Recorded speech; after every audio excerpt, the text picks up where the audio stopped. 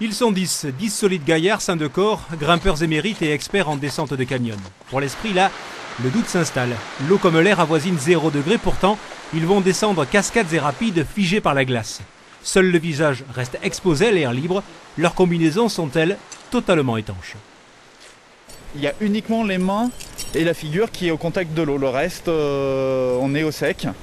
Donc on se protège par, comme en montagne, hein, des polaires et collants.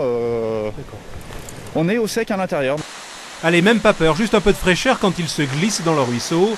Ce torrent figure dans les itinéraires classiques sans grosse difficulté en été. Pour l'hiver, descente plus délicate, réservée à des canyonistes très chevronnés.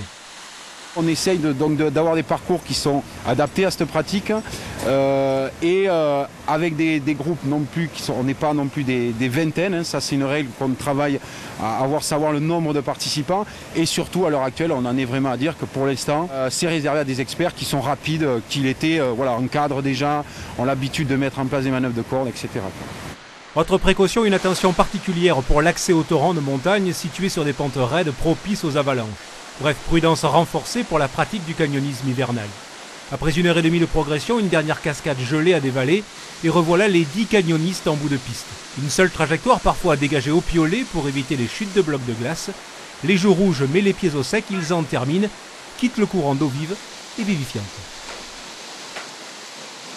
Il y a la lumière qui réfléchit de façon extraordinaire. C'est très très beau. Les gens qui font de la cascade de glace en montagne s'en rendent compte, et les gens qui font du ski, de la randonnée, même des raquettes, il y a un attrait très particulier à cette glace, au silence, vraiment à la nature.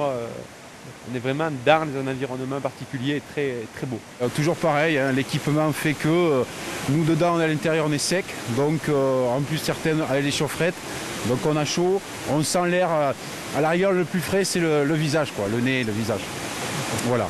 Mais sinon, ça reste quand même tout à fait la preuve, hein, ils continuent à jouer dans l'eau, donc ça va. Et oui, ils en redemandent, dernières ablutions avant de sortir du canyon, et l'hiver est encore long.